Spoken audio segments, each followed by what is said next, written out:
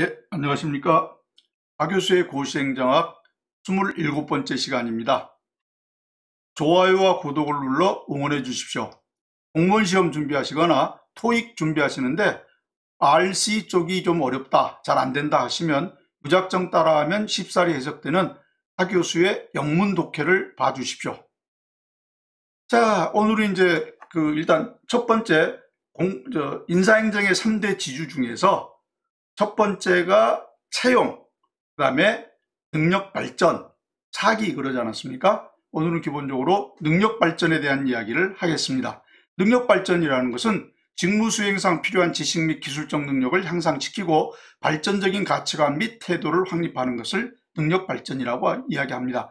이 능력 발전에 일단 가장 대표적인 게 교육훈련과 근무성적 평등이고, 그 다음에 이제 승진이라든지 배치 전환이라는 요소가 따라다닙니다. 그래서 오늘은 이 교육훈련과 근무성적 평등에 대해서 정리를 좀 하겠습니다.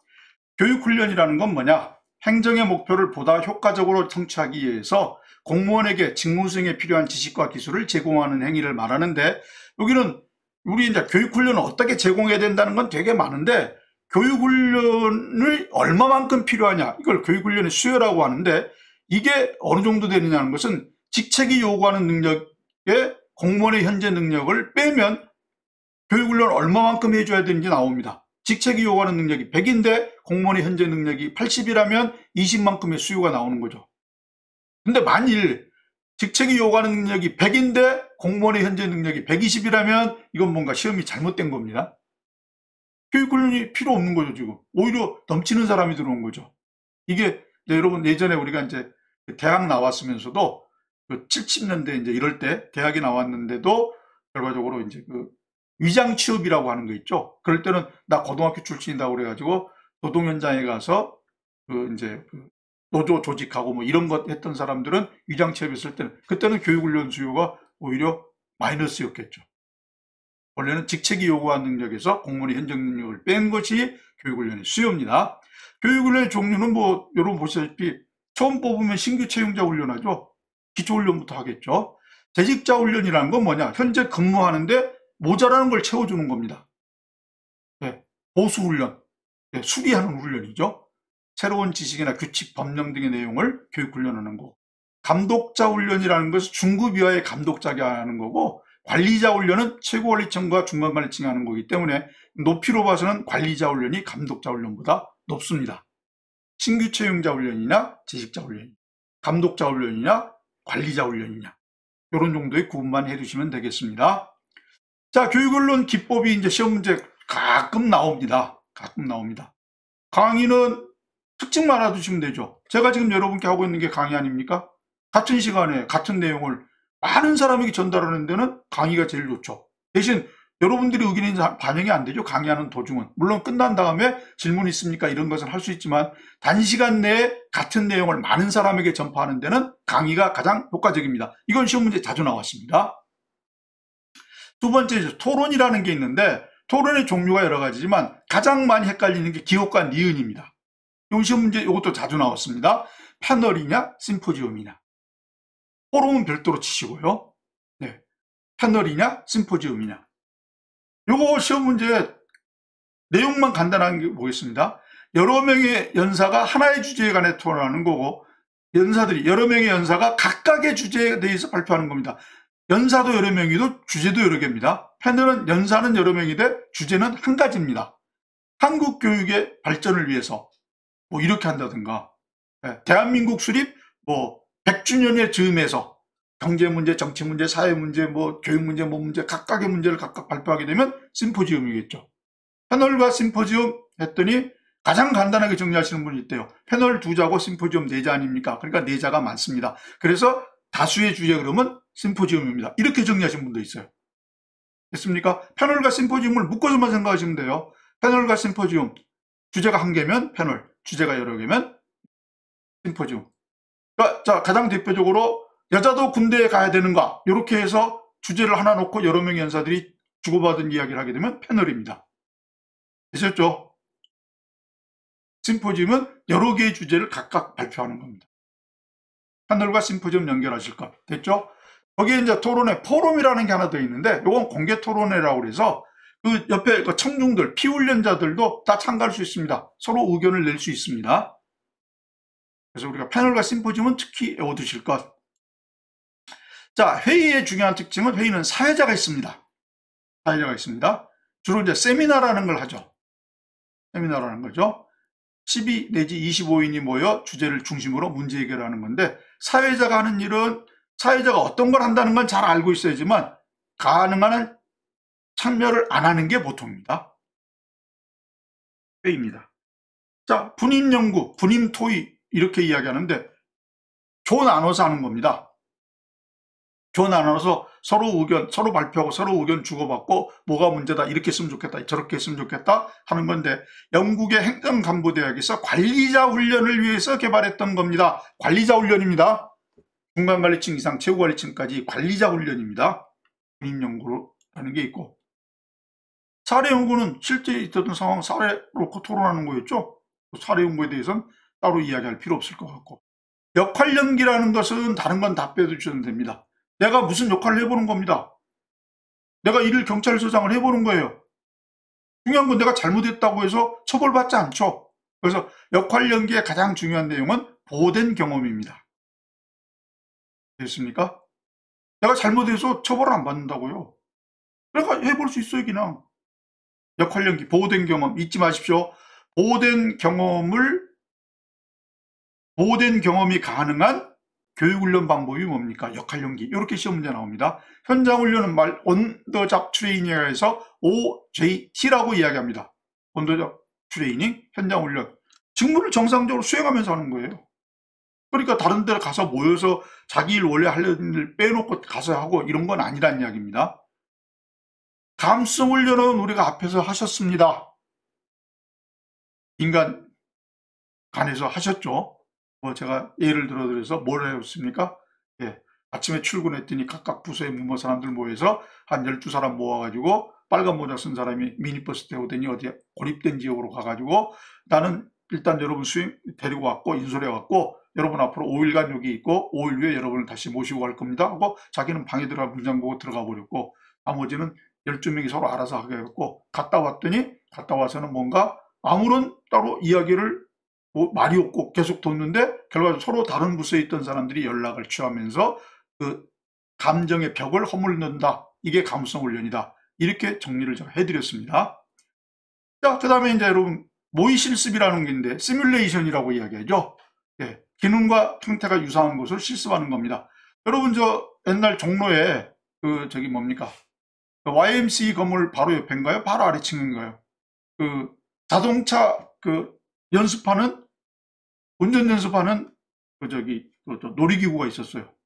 앞에 화면에는 도로 가는 거 똑같은 거 나오는 거죠. 네.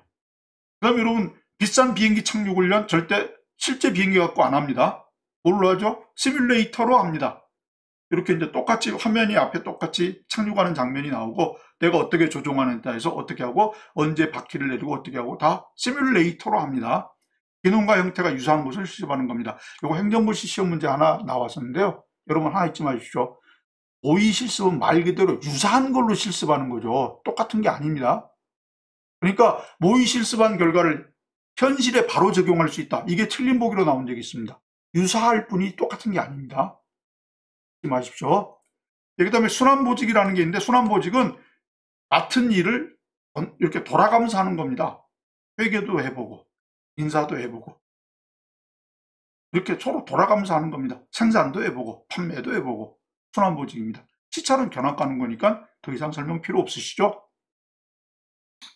자, 이게 이제 처음에 이제 능력 발전의 첫 번째 교육훈련에 대한 이야기였습니다. 자, 두 번째 근무 성적 평정에 대해서 이야기하겠습니다. 이것도 시험 문제 인사행정 3문제 나오면 한 문제 정도 20문제 중에서 인사행정이 3문제면 아까 말한 우리 직위분류제 하나, 근무성적 평정에 관한 것 하나 정도는 나오지 않을까 싶을 정도로 자주 시험 문제에 나오는 겁니다. 정리를 좀 해두셔야 되겠죠. 자, 요거 뭐 여러 가지로 지금 했는데 다른 거 할 것 없습니다.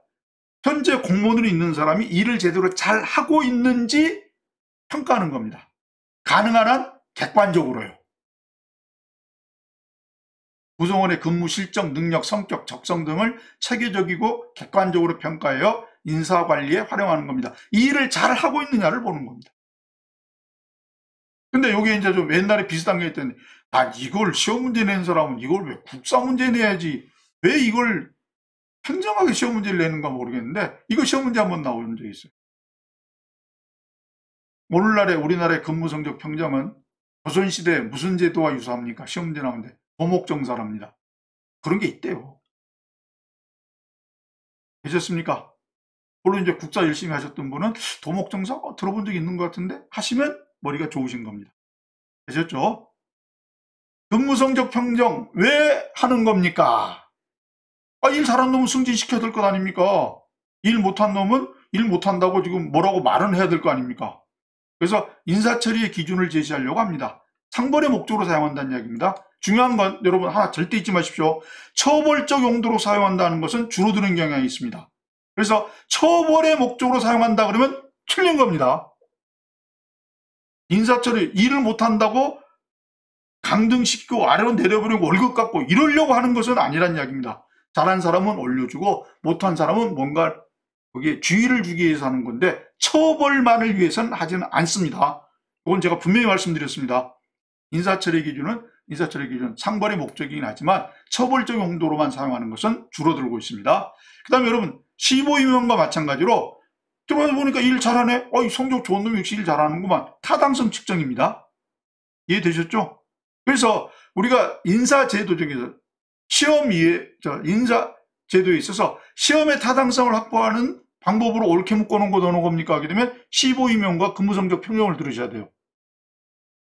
되셨습니까? 네. 자, 그리고 이제 여러분 기본적으로 근무성적 평정을 했는데 점수가 낮습니다. 처벌을 위해서 하는 건 아니면 다른 데는 써야 될 거 아닙니까? 처벌을 위해서 할 때 제일 먼저가 뭐냐? 이 사람은 좀 교육훈련 받아야 되겠구나. 교육훈련 수요를 결정하는 데 사용할 수 있습니다. 자, 그 다음에 이 사람 보니까 현재 일을 잘 못해. 일을 잘 못하는 게 뭐 때문이지? 능력이 안 되면 훈련을 시켜주면 되지만 능력은 되는데도 일을 잘 못해. 별로 안 맞아서. 그럼 어떻게 해야 돼요? 다른 곳으로 자리를 바꿔줘야 되죠. 적재적소 배치를 위해서도 필요하다는 이야기입니다. 되셨습니까? 되셨죠? 다시 합니다. 일을 잘 못해요. 잘 못하는 원인이 뭐냐? 몰라서. 그러면 교육훈련 시켜주면 돼요. 알기는 아는데 하기가 싫어서. 그러면 하고 싶은 대로 보내주면 되죠. 훈련 수요 결정, 적재적소에 배치입니다. 직무 수행 능력을 발전시킬 수도 있습니다. 이건 특히 어떨 때 가능합니까? 평정 결과를 공개할 때 가능합니다. 너는 요 면이 좀 떨어지는 것 같으니까 이 면을 좀 더 잘해봐. 이러면 직무 수행 능력을 발전시킬 수 있다고 합니다. 공개하는 경우입니다. 이것도 시험 문제 나온 적이 있습니다. 근무 성적 평정을 직무 수행 능력 발전으로 활용하기 위해서 필요한 제도가 뭡니까? 공개하는 겁니다. 평정 결과를. 감독자와 부하 간의 인간관계 개선을 위해서도 필요합니다. 이번에 근무 성적 나빠가지고 나 승진 못했는데? 감독자 새끼 날 점수 나쁘게 준 거 아니야? 이런 오해가 없으려면 톡 깨놓고 이야기하는 게 제일 좋죠. 관계 개선을 위해서도 필요합니다. 되셨죠? 미음 비읍은 다 결과를 공개해야지만 가능한 요소일 겁니다. 그렇죠? 자, 근무 성적 평정 방식에는 어떤 게 있습니까? 우리나라의 경우는 도표식 평정 방법에 강제 배분법을 가미하고 있습니다. 자, 일단 여러분 근무 성적 평정 방법을 여기에 3개, 다음에 2개에서 총 5개를 보여드릴 겁니다. 첫째, 도표식 평정 방법은 한쪽에 근무 실적, 근무 수행 능력 이렇게 한쪽 놓고 이쪽에 다른 쪽에 이제 소위 말하면 수, 우, 양가, 수, 우, 미, 양가 이런 데든가 탁월, 우수, 보통 어쩌고 해가지고 이렇게 한다든가 해서 등급을 누르고 한쪽은 평정 요소를 눌러놓고 도표식 거기에 표시를 하게 하는 게 도표식 평정 방법입니다. 강제 배분법은 여러분 강제로 아예 퍼센테이지를 나눈 겁니다. 여러분 우리 학교에서 지금 대학 같은 곳에서 성적 다 잘 주거나 다 못 주는 경우 있으면 안 되기 때문에 상대평가하지 않습니까? 바로 그겁니다. 상대평가. 그래서 한쪽으로 점수를 몽창 잘 주거나 점수를 정작 못 주는 경우도 있고, 예. 그 다음에 아주 점수를 잘 주는 관대의 경향이 나타날 때 아예 그 B로 나누는 거죠.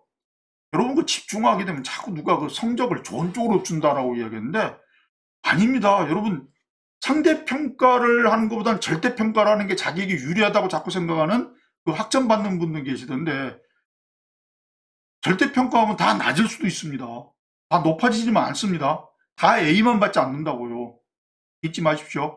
집중화나 관대화를 막기 위해서는 아예 퍼센테이지를 정해놓은 겁니다. 수 20, 우 40, 양 30, 가 10. 여러분 그러다 보면 뭐가 빠졌습니까? 미가 빠졌죠? 왜 미가 빠졌냐? 간단합니다. 왜 그러냐? 모르면 가운데로 몰려버릴 수 있기 때문에 아예 미를 빼버린 겁니다. 잘하냐? 못합니다. 이해하실 수 있어요? 자, 세 번째 인물비교법이라는 건 뭐냐? 여기 만일 일 잘하는 사람, 이 부서에서는 얘가 제일 잘해. 그 다음에 얘가 제일 못해. 이렇게 나눠놓고 그 다음에 보통 이 정도는 뭐 그런 대로 한다고 보면 돼. 그리고 각각의 사람들을 여기에 비교해서 얘보다는 좀 떨어지고 얘보다는 좀 남고 이 정도 이렇게 비교해 가면서 하는 방법입니다. 뭐 특별한 의미는 없습니다. 네 번째 산출비교법. 이 사람이 얼마만큼 일을 했느냐 하는 걸 가지고서 성적 결정하는 방법입니다. 자, 이제 시험 문제 가끔 나왔던 것 중에 하나가 이제 프로브스트법이죠. 체크리스트법이라고 하는데 강제 선택법이라는 말과 비슷합니다. 어떤 그 사람의 어떤 특징을 긍정적인 수준부터 부정적인 수준까지 늘어놓고 각각에 대해 선택하게 하는 겁니다. 직무에 정말 흥미를 느끼고 있나? 그렇다. 좋은 의견을 자진해 제안하든가? 아니다. 부하들을 밀어주느냐? 아니다. 출근 성적이 만족할 만하다? 그렇다. 자기 직업 작업 도구를 양호한 상태로 유지하냐? 그렇다. 이런 식으로 표시를 하게 하는 거예요. 체크. 되셨습니까? 체크리스트법입니다. 프로브스트법이라고도 합니다.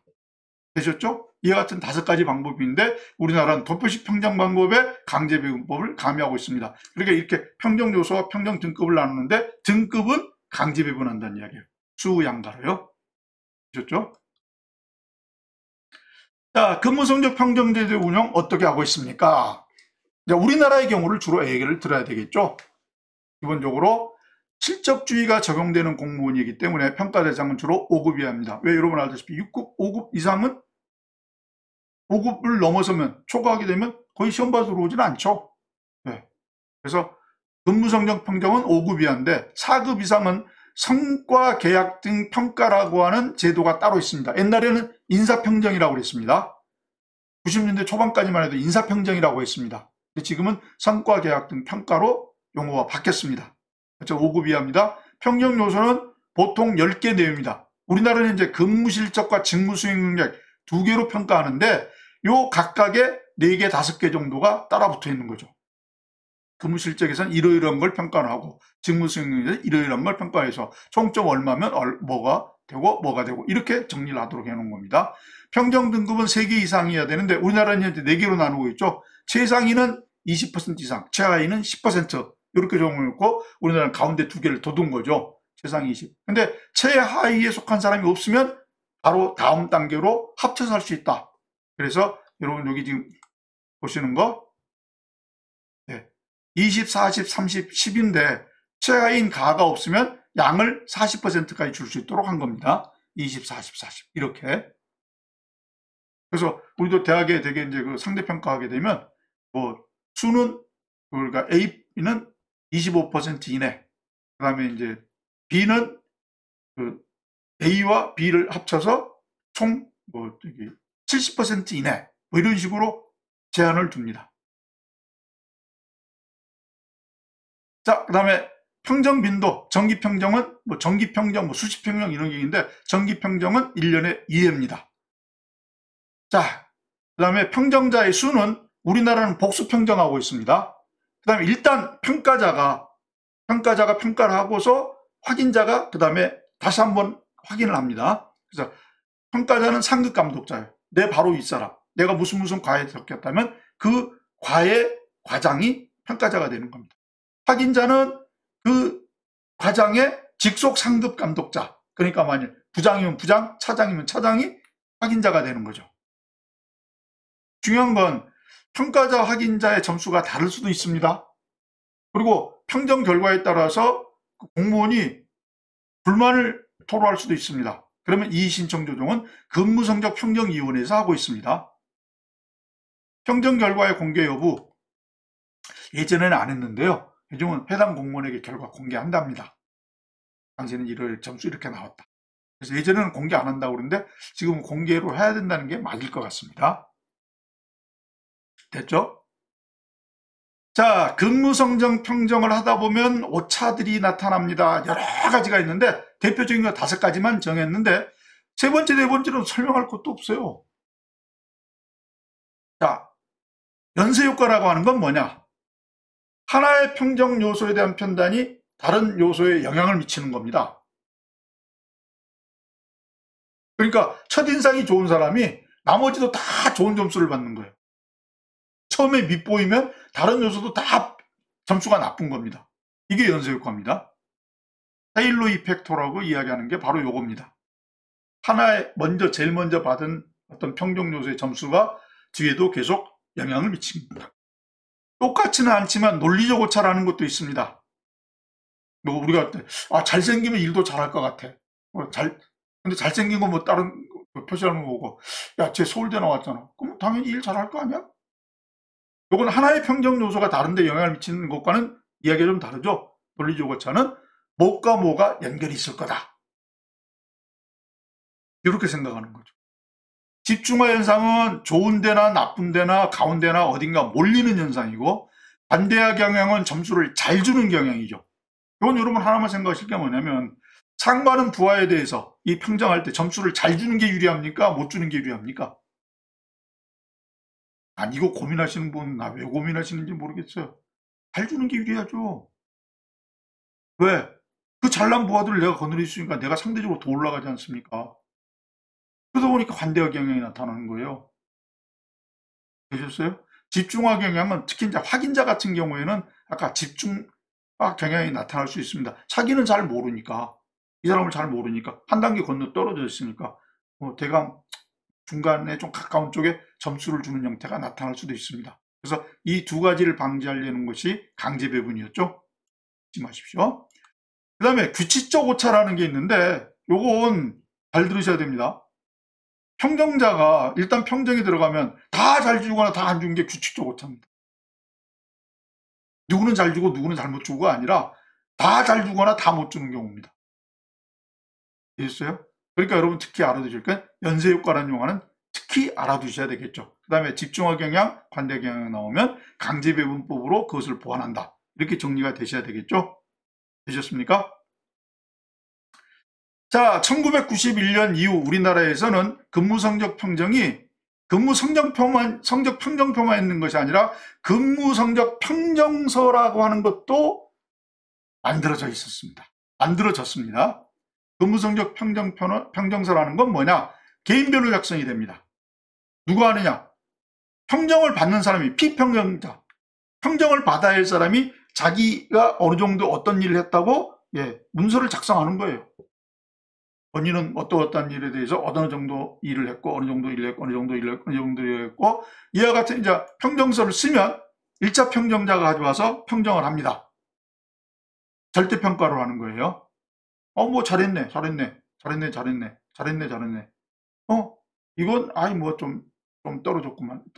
이렇게 절대평가를 합니다. 그리고 확인자가 2차 평정을 해요. 그 피평정자, 평정을 받는 사람이 작성한 평정서, 근무성적 평정서를 놓고서 일단 등급을 매기는 거예요. 절대평가하게 됩니다. 근무성적 평정은 평정 서열을 정하는 거니까 이건 이제 상대평가가 되겠죠. 다 점수를 잘 받았는데 그 중에서 원래 등급보다 떨어지는 사람도 생긴다는 이야기입니다. 그 다음에 서열이기 때문에 올라갈 수도 있다는 이야기입니다. 이건 이제 개인별로 작성하는 게 근무성적 평정서. 근무성적 평정표는 평정 단위 기간별로 작성합니다. 무슨 말이냐? 요거 이번에 무슨 국에서 이 근무성적 평정을 했습니다. 그러면 그 기간 전체 내에서의 평정 서열을 정해서 결과적으로 거기에 대한 등급을 매긴다는 이야기입니다. 평정사의 평정 결과를 참고해서 전부 더하는 거죠. 요 무슨과에서 각각의 평정서가 작성이 돼서 전부가 들어왔는데 이걸 하나의 국으로 모으는 거죠. 모아가지고 소유를 정하는 겁니다. 이건 상대평가에 가깝죠. 그렇죠? 그래서 우리나라의 경우는 1991년 이후에 개인별로 작성하는 근무성적 평정서하고 그 해당 기관별로 작성하는 근무성적 평정표가 있다. 그렇죠? 평정서의 평정 결과를 참고해서 평정서열을 정하는 겁니다. 그냥 무작정 가는 것이 아니라 평정서를 기반으로 하고 있습니다. 정리가 되셨죠? 자, 오늘 여기까지 하면 우리 그 능력 발전과 관련해서 승진, 그리고 우리 배치 전환 배우시고 나면 그다음에 이제 사기와 관련해서 한 6, 7가지 정리하시면 인사행정 다 끝나는 거예요. 인사행정 별거 없습니다. 그다음에 재무행정은 더 정말 별거 없어요. 지금 여기까지 하시면 행정학 반 이상 끝낸 겁니다. 거의 제가 봐서는 5분의 3 정도가 끝난 것 같습니다. 되셨죠? 자, 오늘은 여기까지 해서 수업을 마치겠습니다. 감사합니다.